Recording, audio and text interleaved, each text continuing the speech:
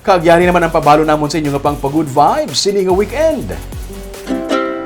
Wala man siya sang kaugalingon nga surfing board pero wala ini nangin rason para sa 20 anyos nga local surfers ang Sipalay City nga mag-untat sa iya interes sa skimboarding kag surfing. Isa siya sa mga nagpasakop sa 3rd Skim and Surf Fest sa Sipalay City. Iyagin pakita ang iyang abilidad bisan wala nakaagi sa training. Siya lang ang nagbato-mato training kag isa siya sa mga ginkilala nga winners gikan sa 70 ka mga surfers gikan sa Visayas kag Mindanao.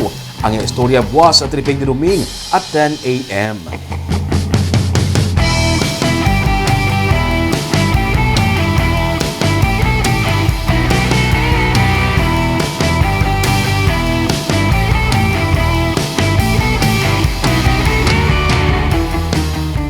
Kag isa kasiman ginpili nga mangin emergency medical technician agud makabulig sa tiun sa emerhensya. Upod sa pila ka mga volunteers amat-amat nila nga napabangon ang volunteer organization nga dekada naman nga nagaserbisyo sa mga nigrense.